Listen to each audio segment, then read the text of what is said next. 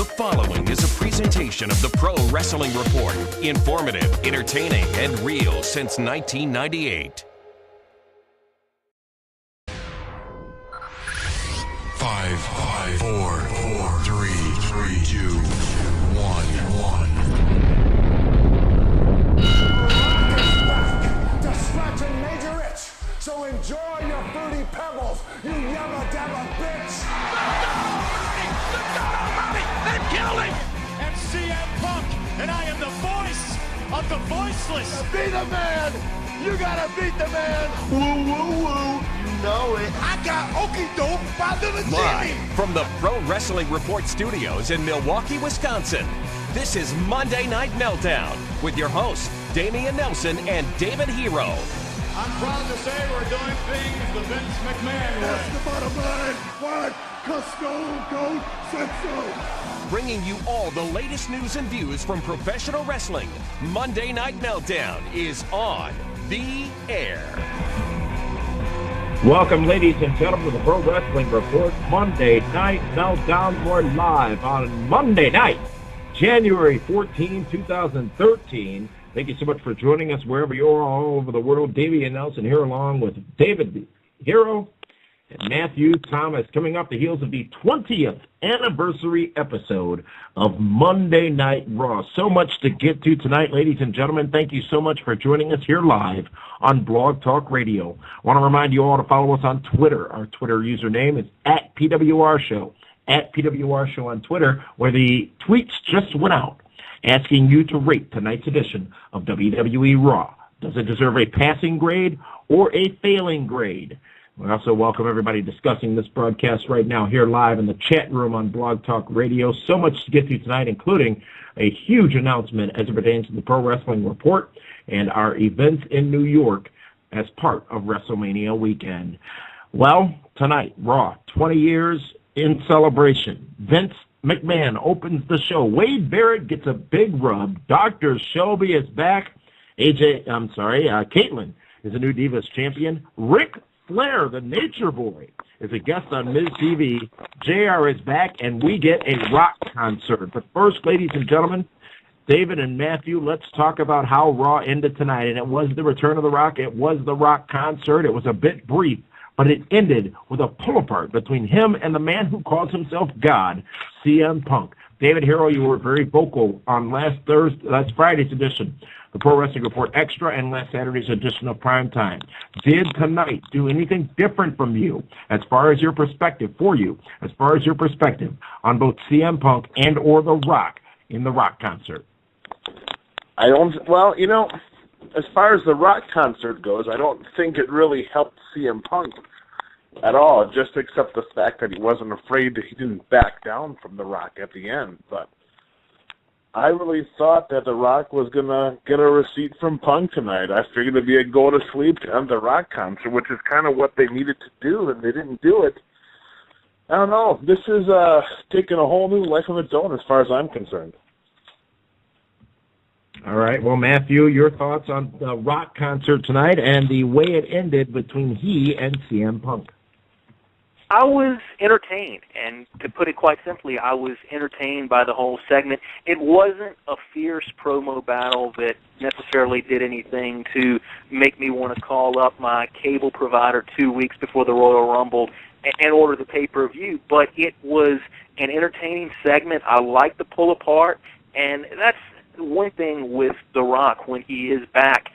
That is one thing that he consistently does. It is entertaining. So, some of the stuff is going to be, it's going to be a little bit sophomoric at times, but if he was to come out there and not be The Rock, I think that's not really what too many people want. So I just watched it from the perspective of, am I enjoying this? Does this entertain me? And I did, as I traditionally am with The Rock, with the Rock concerts through the years. So I thought it was a good, enjoyable segment that did what it needed to do. It got The Rock on TV, and I liked the pull-apart there at the end. I thought it was a nice touch. I didn't quite know that we would get that pull-apart this, 2 weeks away from the Rumble. I thought that might be something that was saved for the go-home show or maybe even next week. But I found the final segment enjoyable, and I think that's walking away from it, that was enough for me.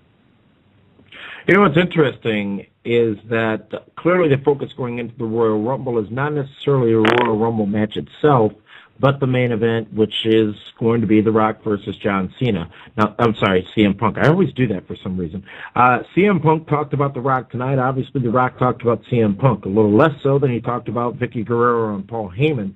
But, Matthew, I'd have to agree with you. I'm not sure if they've done what they need to do to sell this as a matchup as part of the Royal Rumble event. Tonight, a couple of things happened. First time we saw an actual promo or commercial, if you will, for the Royal Rumble matchup. Not many people have talked about the fact that the Royal Rumble winner gets that ticket to WrestleMania, gets that main event matchup, that championship matchup at WrestleMania. We're just 2 weeks away from what is historically one of the top 3 pay-per-views from WWE each and every year, and it seems like everything's being put in the basket of Punk and Rock.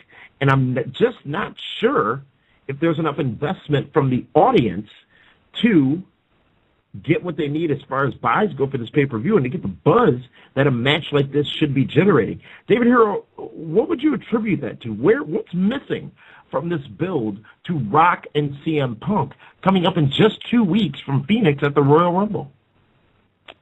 You're gonna put this on me, aren't you? You want me to say it. You're a heat machine. You and your friends. You want me to say that CM Punk is not as big of a star as John Cena. That's where you're heading with it, and that's what you want. That's what you're trying to get out of. You've said it before. And you know what? Maybe that's what it is. I mean, you know, if everyone that has said, "Oh, Punk's as big of a star as John Cena," well, then there'd be a whole lot more. If that's truly the case, then there'd be a lot more buzz about this match than what there really is. It just seems like it's not. The Royal Rumble is a pay-per-view that can sell itself, and right now it's not. And it has The Rock and CM Punk. Now maybe people are just fed up with The Rock. Maybe they just don't believe that CM Punk can beat The Rock, or they don't. You know. Who knows what's truly going on with the audience, but you don't feel any electricity whatsoever. And I mean, even tonight, yeah, there was a pull-apart, but let's be honest. 2 guys, and one of them being Finlay, and that's no knock on Finlay, but I really only saw Finlay pull Rock back, and then you have 4 guys pulling CM Punk back in the pull-apart. Shouldn't that be the other way around? You know what I mean? And, you know, when they don't do stuff like that, it's kind of hard to believe. I mean, if The Rock really wanted to get a hold of Punk, he could have knocked Finlay down. But he didn't. Of course, he's the babyface, so maybe that's why. But, I mean, The Rock spent 2/3 of no, the only 2 songs he sang weren't even about CM Punk. Yeah, Vicky Guerrero and Paul Heyman were. Explain that to me. That makes no sense whatsoever. And it's almost like last year, Rock never gave John Cena any respect, right? Every promo he did leading up to WrestleMania, he made fun of him, Fruity Pebbles, all that nonstop stuff. It seems like The Rock, every show, puts over Punk first, saying that, you know, yeah, he's a star, yeah, he's a main eventer, yeah, he has the streak. Why is he doing that? It doesn't make sense. The Rock really has never done that before. All of a sudden now, is it because The Rock is trying to give Punk credibility in the fans' eyes that, you know, he can be a formidable opponent for The Rock? I don't know. It's just weird feeling for this match all the way around. What are you doing to your microphone? Nothing. I think that's on your end. My mic works just fine. Yeah, there you go. It's never David Hero's fault, of course. Well,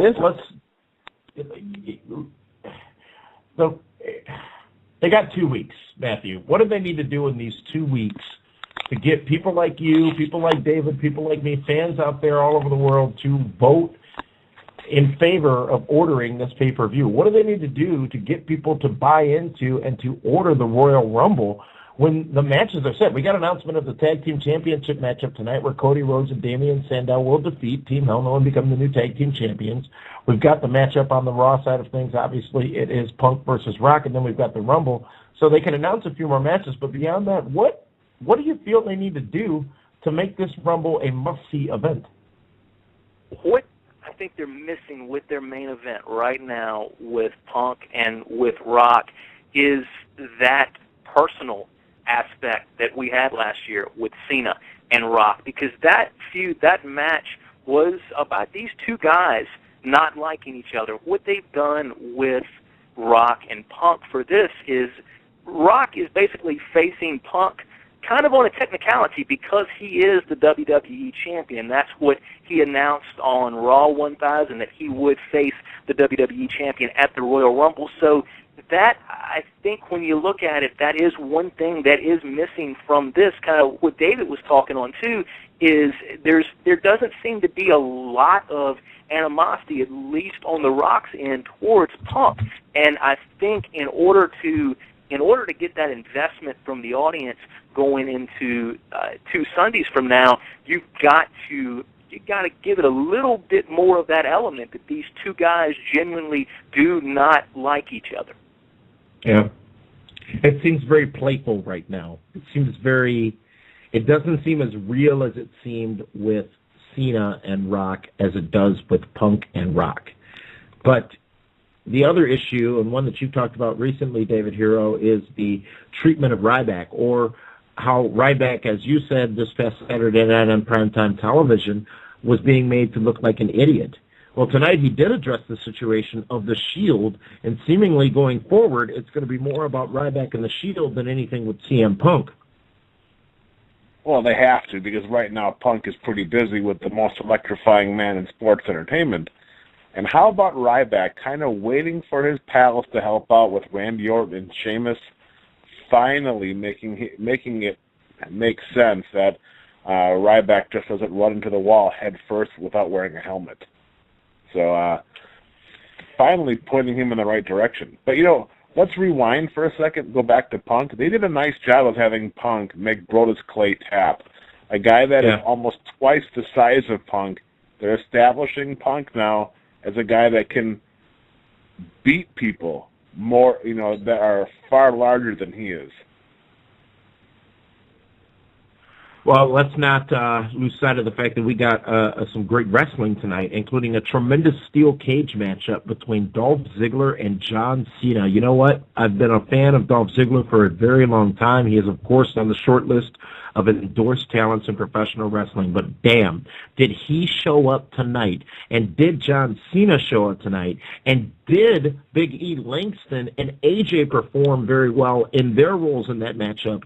And all of that pretty package was wrapped up in some nice, shiny gift wrap by commentary being done by good old JR, Jim Ross. What a main event matchup on Raw tonight. I was very, very impressed by that matchup, the near falls, the near misses, and all the shenanigans surrounding that matchup. And a little disappointed that all it took was an attitude adjustment by John Cena to defeat Ziggler after Ziggler threw everything he had at him. But Matthew, what were your thoughts on this tremendous matchup, at least in my opinion, headlining Monday Night Raw tonight? I thought it was a phenomenal way to main event as far as the match goes. The show, from the build-up, from Ziggler's promo beforehand, you really felt like there was going to be something special that happened here, and then the intro of JR to call the match. It really had a special, not to sound cliche, but kind of a big fight feel to it.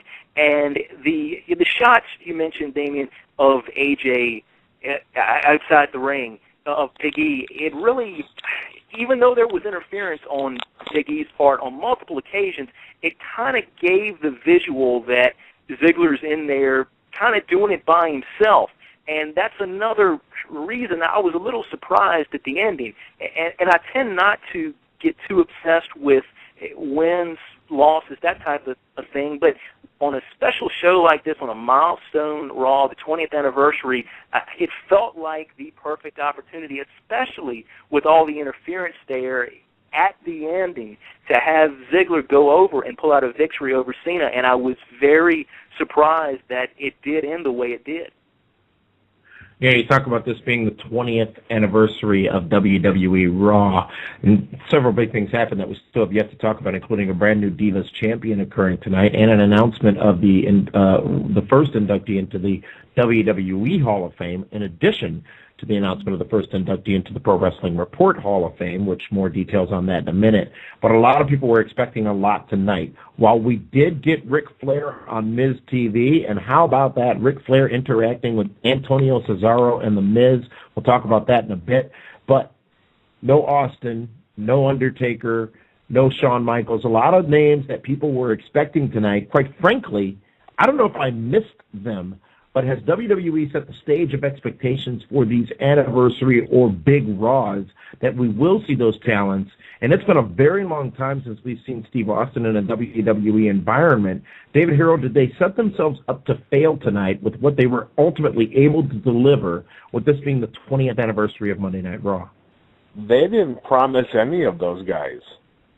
They never said Austin was going to be there, or Triple H, or that, Undertaker or Shawn Michaels, or, they didn't say any of those guys were going to be there. So I don't know how. It's the fans that have the expectations. And what do I always say about expectations, Damon? When you have expectations, it's the first step to disappointment. And that's what happened to a lot of fans. They were disappointed. But let's look back at... Go ahead. Let's look back at what they've done, though, in the past. You look at the 10-year, 15-year, look at the 500th episode, 750th episode, the Homecoming, the 1000th episode. They've set the stage. They've set that expectation level themselves. And while they never said it, they left it to, interpretation. And quite frankly, I think they did pretty much say that there would be big names returning for this 20th anniversary of Raw. And Ric Flair is the biggest name of all, of course. Mick Foley returned. The Rock returned. But listen, when those other shows happened, when the 15th and the 10th and even the 1000th, it wasn't 2 weeks before one of the big four pay-per-views. Right now, a lot of those same people might return. Well, but listen, if you bring back, the Brock Lesnar, the Triple H, the Undertaker, the Stone Cold Steve Austin, okay? Well, then Sandow and Rhodes might not be on. There might not be a spot for an Antonio Cesaro. You might not have gotten the Randy Orton-Wade Barrett match. You need to establish these young guys right now. You know what? Bring out the legends on a downtime over the summer when you need that ratings boost. Right now, when you advertise The Rock, I don't think bringing back an Austin or a Taker is going to move the needle that much more than what The Rock could do on his own. Great point. You know what I mean? Excellent point. No, this time you actually make a little bit of sense. Well, this is the Pro Wrestling Report. It's Monday Night Meltdown. We're live here on Blog Talk Radio. I want to welcome everybody listening to us on Twitter, including at Scotty_Russell and at Homie_Clown24, along with several others listening to us on Twitter. And joining us in the chat room, active discussion going on right there in the chat room here from Blog Talk Radio, including John Whitfield, Punk is best in the world, the BITW, Rainier 911, and many more discussing what we're discussing right now, which is tonight's Raw. And on tonight's Raw, we saw a Divas Champion, say goodbye to WWE. The rumors had started earlier today on the interwebs that Eve Torres would be leaving WWE. And, she did lose the WWE Divas Championship to Caitlyn tonight in actually what was a good matchup from those two. And then during a commercial break, which we would see later on Raw, Eve dismisses herself from WWE. Reports are that she is engaged, can be taking some time off. I spoke to Eve just 2 weeks ago, actually, and asked her what her plans were for 2013 or what future she saw in 2013. She gave no indication that she had really anything in the fire, but if you look at her history and what she's done in the past, at least the recent past, she's definitely got a lot of media opportunities and a lot more opportunities that don't have the potential to cause her so much physical pain or injury than being in a WWE ring. But Is Caitlyn the right choice? Caitlyn now represents the Divas in WWE. Matthew, is that the direction they should have gone in, or would it have made more sense for someone else, maybe even an AJ, to be the Divas champion? Well, it seems like with AJ being as high profile as she is right now, she's kind of got her plate full at the time being. So I think Caitlyn was a good choice. I've liked what I've seen so far as what she can do in the ring, and I think they made a good choice. I'm hoping with something, just the fact that the belt changed hands tonight, I'm hoping that will be a bit of a catalyst just to get a little bit of renewed, revamped interest in that division. So I've got good hopes for her. Well, best of wishes, of course, go out to Eve Torres, an endorsed talent and one of the better, if not best, divas in WWE as of late. Great talent in the ring and outside of the ring, and I'm sure we'll see her use those talents on a public stage very, very near in the future. David, as you mentioned earlier, Wade Barrett gets a big win over Randy Orton by pinfall in the middle of the ring. I, for one, was surprised to see this. The Barrett barrage is in force. It was a strong win for Wade Barrett. It legitimized him as now one of the upper mid-card guys in the company. It's not very often you see Randy Orton's shoulders on the mat for a clean 1-2-3, and it happened not on pay-per-view, not on one of the biggest pay-per-views, but it happened on Monday Night Raw.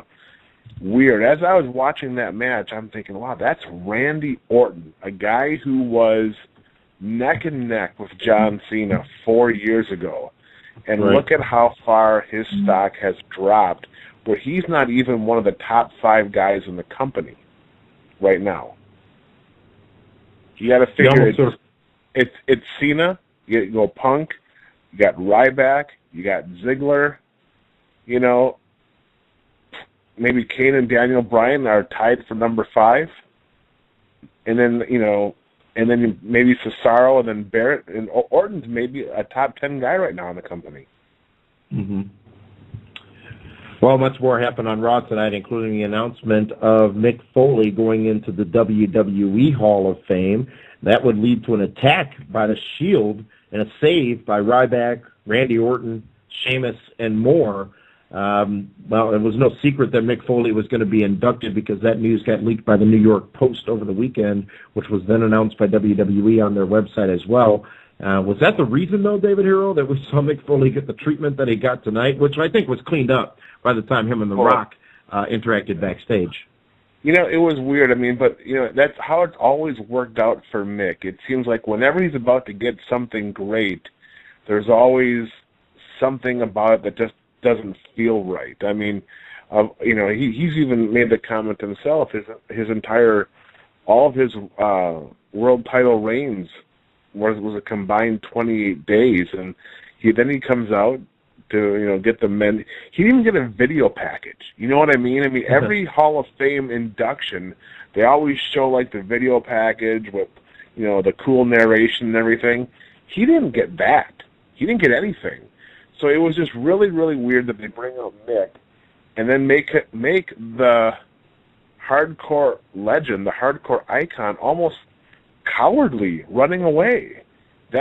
It was just weird. I never thought I would see Mick booked in that kind of light.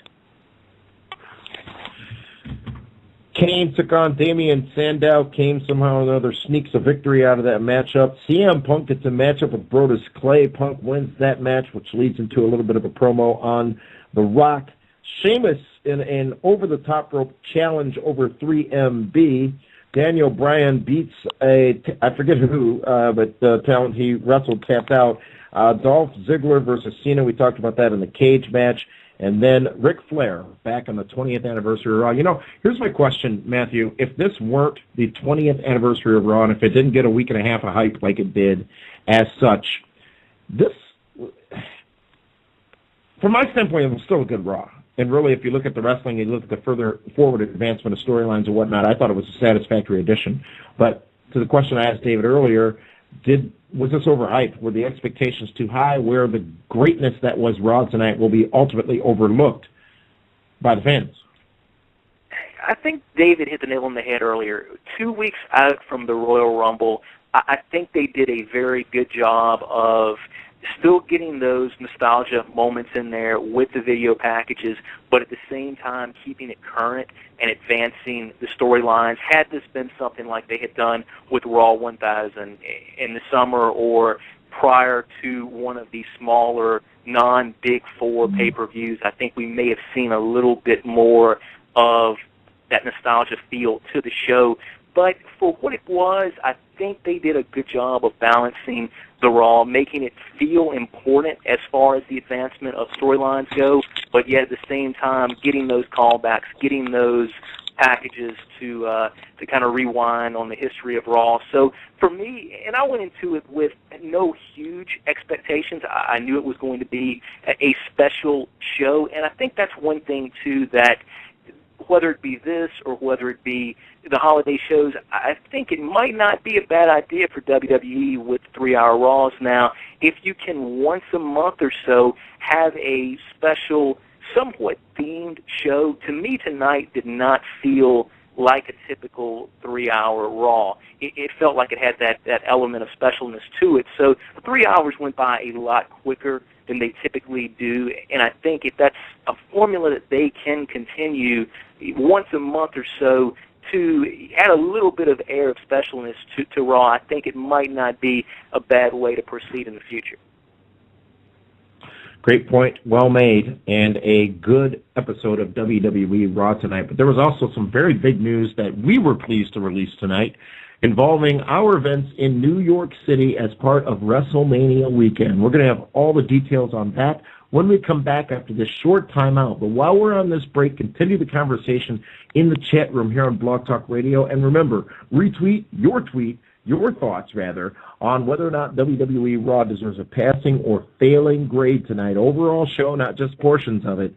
Your thoughts via Twitter, at PWR Show on Twitter. Find our feed and retweet with your comments and thoughts, and we'll compile those results and share with you at the end of this broadcast. When we come back, we're going to be taking your phone calls, looking for somebody who thought Raw deserved a passing grade, somebody who thought Raw deserved a failing grade. The number 877-317-9772. Again, that's 877-317-9772. We'll hear from you on the other side. This is the Pro Wrestling Report, Monday Night Meltdown, live here on Blog Talk Radio. We'll be right back. Monday Night Meltdown continues after this, live on Blog Talk Radio. This is the Pro Wrestling Report. Informative, entertaining, real.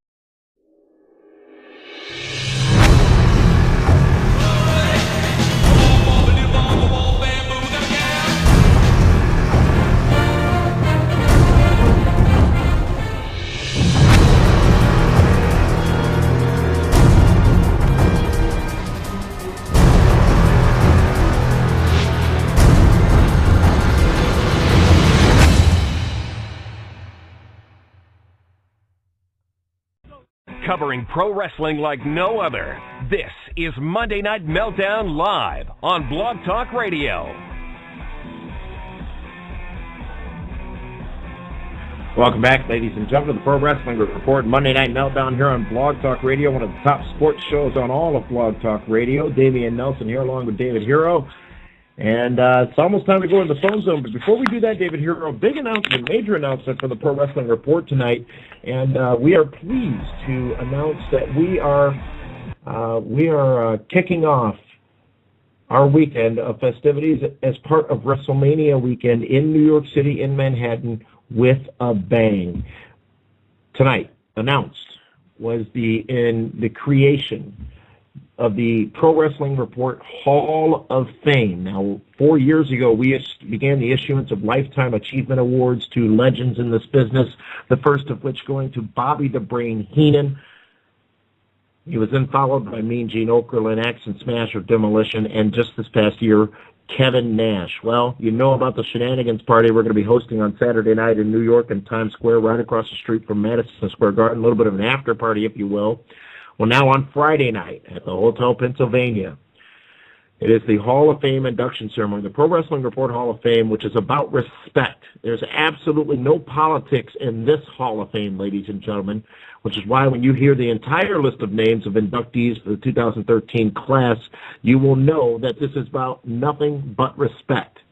Nearly 30,000 of you are already. So there's more than just one we announced more tonight? names announced soon. And by the way, we're going to be announcing major stars who will be conducting the inductions as well in the Hall of Fame. This is an opportunity that you don't want to miss. And the Pro Wrestling Report, the only ones who are going to be dominating Times Square, are going to be dominating Manhattan, New York City. We're setting up shop at the Hotel Pennsylvania, literally steps away from Times Square, right across the street from Madison Square Garden, all weekend long for WrestleMania. The names that we have been talking to, you will be shocked when you find out the people who are going to be attending the Shenanigans Party on Saturday night and the Hall of Fame on Friday night. And the first inductee into the Pro Wrestling Report Hall of Fame is none other than King Kong Bundy. The legendary King Kong Bundy is the very first inductee into the Pro Wrestling Report Hall of Fame. Tickets are available right now. Only a couple of hundred tickets are being made available for this event, ladies and gentlemen. And let me tell you this. They are already flying out the door as part of WrestleMania weekend. You want to be there. You want to head to PWRshow.com and find out all the details. King Kong Bundy being inducted into the PWR Hall of Fame. Don't wait on this one. It is going to be an amazing event. And hell, why not go to both Hall of Fame events? If you got a ticket to the WWE Hall of Fame, head on over to the Hotel Pennsylvania right across the street from the Madison Square Garden for not only the after party, but also for the induction of King Kong Bundy into the PWR Hall of Fame. Very honored to be able to be launching that. And again, it's all about respect. It's not about making money. It's not about who likes who. It's not about who doesn't like who. It's about respect. Respect for names that should be in the Hall of Fame that are not in the Hall of Fame. Well, they're getting inducted into the Pro Wrestling Report Hall of Fame. Some 15 years on the air, ladies and gentlemen, and all the Lifetime Achievement Awards we've issued. We're very pleased to take this next step in the evolution of the Pro Wrestling Report. And remember, no matter what has happened, no matter what is happening, and no matter what will happen going forward, there is one group of people that we do this show for. There is one group of people that we do these events for. There's one group of people that we exist for in regards to PWR, and that's all of you, our great listeners, all of you, our great viewers, and all of you who have supported us so long over the years. And we will see all of you in New York as part of WrestleMania 29. David Hero, 3 big nights. We're finalizing the details of our Thursday night event as well. Hall of Fame on Friday, Shenanigans on Saturday, and then Sweet and Sexy, nearly 100 fans in our own section of MetLife Stadium for WrestleMania 29. There is not a single other thing that you need to be affiliated with while you're in New York in Times Square for WrestleMania 29. Congratulations to King Kong Bundy, announced the very first inductee into the into the PWR Hall of Fame. Where I was going to say where WWE came from was a lot of people. David Hero saying that this was some kind of swerve. But King Kong Bundy sent out a tweet yesterday saying he was going to announce the details of his Hall of Fame tonight during Raw. Right, and it was a lot of people. Mm-hmm. A lot of people, for some reason, ran with that and made the assumption that he was going to be announcing his induction. Much like tonight, how people had expectations for Monday Night Raw, they had expectations that it was going to be the WWE. And let me tell you, talking to King Kong Bundy, and I've known Bundy for quite a while, he's not going into the WWE Hall of Fame. He is going to, even if it was offered, it was going to be turned down. He's going to be in the PWR Hall of Fame, and what's cool about this is, hey, if you go Saturday night to the Hall of Fame, it's going to be fantastic. Mick Foley going in, but you're not going to be able to meet Mick Foley. You're not going to be able to shake Mick Foley's hand. You won't get a photo op with Mick Foley. You will get all of those opportunities at the PWR Hall of Fame with King Kong Bundy. Tickets start at just $30 to get you into that great event. And again, the names, God, David Hero, I wish I could share. I wish I could tell the world the list of names that sits before me right here that we know are going to be a part of these events but are not yet able to announce, because we tend to do things right at PWR with signing people and getting agreements and ensuring that they're going to be able to appear for all of you as fans and making sure all the legalities are taken care of. So once we get all that taken care of, we're going to be announcing some huge names to be part of this Hall of Fame, and it's going to be a great ceremony. But we've talked enough about that, and we'll continue to talk about that, though, of course, over the next few weeks. But now it's time to go to your phone calls. We're going to go to the phone zone and find out what you all thought of WWE Raw tonight. And I want to take a little journey across the country, at least from the standpoint of doing so via the phones. And let's first go to the west coast of the country. Let's go out to California and speak to Ruben. Ruben, you are live here on the Pro Wrestling Report. Well, first of all, let's get a shout-out to y'all. Happy New Year. By the way, it's my first time calling in 2013. So Happy New Year to you, gentlemen. Happy New Year, bro. Hey, bro. Oh, but I got to do my stitch. What up, what up, what up? This is your boy Rube here from Sonoma County, California. Wide country, USA. Fantastic. All right. Ruben, it looks like you thought Raw was a bit of a pass tonight. Why don't you go ahead and tell us why? Well, I'll tell you what. I listened to what you guys said. I watched the show, and I listened to what you said. I listened to what you said, and I watched the show. And I have to say that I'm like 60-40 leaning towards your side. The show was good. Good wrestling matches. But where is everybody? I mean, remember, when they did the promo for this, they said you're going to be seeing stars from two decades of Monday Night Raw. We saw them, but only in highlights. Mm-hmm. I mean, and I'm just sitting here saying to myself, okay, HBK, show up. DX, show up. Undertaker, show up. Hitcha, show up. But okay, Jericho, where are you? If Taker shows up tonight, now if he shows up at the Rumble, it's not nearly as special, is it? Well, let me put it to you like this. They need to start getting this going anyway. And like I said before, there were things that I agree with you guys said, and there's things that I disagree. I agree with the aspect of them wanting to push these stars, because these guys are the future of the company. Dolphy Z, Sheamus, they need to start pushing these guys. I get that. But you kind of need these Attitude Era guys to come back and say, hey, you know, we helped build this show. We helped make Raw what it was, you know. Yeah, it came from the mind of Vince McMahon, but if it wasn't for the Val Venus, the DXs, the Alliance, the Stone Colds, the Rocks, I mean, Ric Flair, the Horsemen, WCW, ECW, if it wasn't for these guys, Monday Night Raw wouldn't be sustainable. I mean, really. I mean, where were these guys at? Now, granted, I know the roster has a few Attitude Era guys still around. I mean, like, where's Mark Henry? Where's Christian? Where are all these guys? Now, they most likely will probably pop up in the Royal Rumble. At least we hope they do. But the way they're going about this, it's all about the future, and that's it. And I want to try something different this year from now on. I'm going to do 3-letter phrases to get my point across. And I'm going to start with one called RKO. Randy Orton, if I were you, I would leave. I mean, when is Vince McMahon going to get off? But, dude, I would go anywhere right now. Think about it. He's made enough money. Trust me. He's made enough money in that company. And think about it. If he went to any other company, I wouldn't say TNA, but if he went to like a young, upcoming show, I think they call it RHO, and they debuted on national television with him walking out there, it would give them a big push, a big buzz. No way. Not at all. Yes, it would. Yes, it would. Have you seen the production value of Ring of Honor Wrestling? But here's the thing. Who has seen it? The only way you can watch is on YouTube. I mean, really. They're in nearly 50 markets across the country. Maybe not here. But not here, my man. Not out west.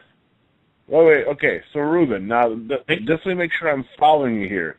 So you think Randy Orton should leave the biggest wrestling company in the world and then go work for a company that, as you said, is only seen on YouTube? Here's the thing. If you put him on there, then they're going to be like, you know what? We need to get our asses off of internet and get our butts on national TV. I mean, we got a network that owns us. They've got millions upon millions of dollars. They can promote us and put us on national television. And I've said this 1,000 times, if you're watching your internet on TV, you're not really watching a good show. You're just basically watching what's called a pre-recorded program for entertainment purposes only, when you could be watching something live on TV. Now, I said before, whatever he did, it can't be that bad. It can't be that bad at all, compared to what many other people have done in the past, and they've walked away. Let's just, and Ruben, we're running low on time here, so we're going to thank you for the call. But I'm not sure if we, it's obviously public that Orton has gotten in some trouble in the past, and maybe he's in this long-discussed doghouse, maybe he's not, but you can't dispute the reaction that a Randy Orton gets from the crowd. The fans don't care. Randy Orton makes money. At the end of the day, that's pretty much all that matters to WWE. I can understand if they are being a bit tentative in their utilization of him, but I don't even think that's the case. Look at the benefit that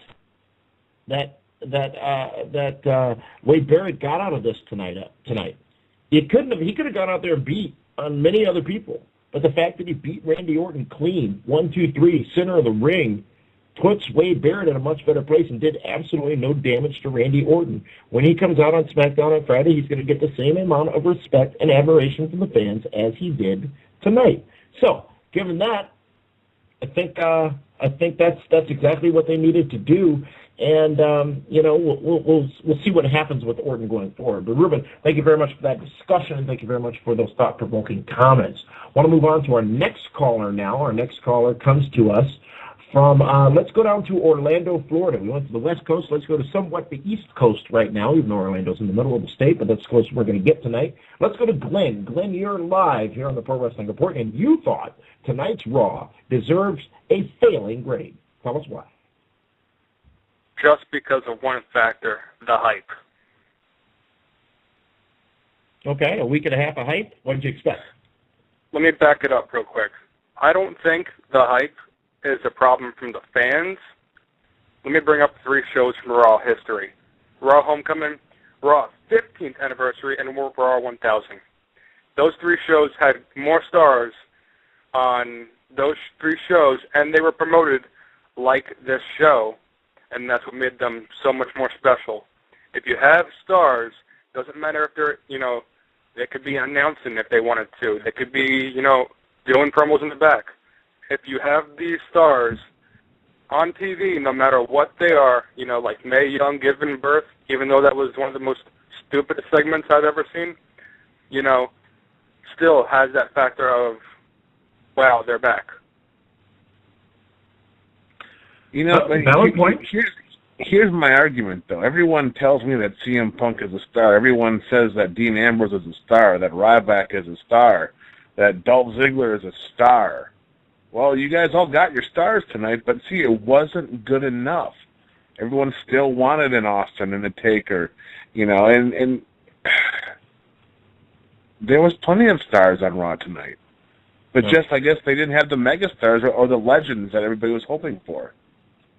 Thank you for that call, Glenn, down in Orlando. And we've been asking you guys all night to tell us what you thought of Raw, whether or not it deserved a passing or a failing grade. David, wait. You even had The Miz and Cody Rhodes stars, on tonight. I'm sorry, my headset's having problems. What'd you say? I said you even had Again, I can't hear you. My headset's having some issues. Go ahead, David. No, it's okay. Forget it. I'll wait till Saturday night. Can we have somebody check my headset, please? Well, anyway, since I'm having problems hearing David Hero, let's go again to the results of our poll on Twitter, which we do each and every Monday night here on Blog Talk Radio. Pass or fail for WWE Raw. Let's not forget, last week, Rock is back. It's Rock and Punk. 100% of you said Raw deserved a passing grade. Well, tonight, 62% of you, 62% said Raw deserved a passing grade, like 38% of you said Raw deserved a failing grade. On a night where a brand new Divas Champion was crowned and the former Divas Champion quits the company, Ric Flair is back. The Rock gives us another Rock concert, goes one-on-one, face-to-face, gets physical with CM Punk. JR comes back and calls a great matchup between Dolph Ziggler and John Cena in a cage. Wade Barrett defeats Randy Orton. On this night, you all, the fans out there, felt that at least 62% of you felt that this was a passing Raw. 38% saying fail. David Hero, I think this is a perfect example of these numbers of the expectations being set too high for WWE Raw tonight and them not living up to those expectations, whether they deliberately set them or not. And this might be the exact same thing that will happen at the Royal Rumble. Everyone's going to expect all these stars to come back. What if none of them do? What if it's only like, 2 or 1 that shows up in the Rumble? Will that also be a disappointment for the wrestling fans?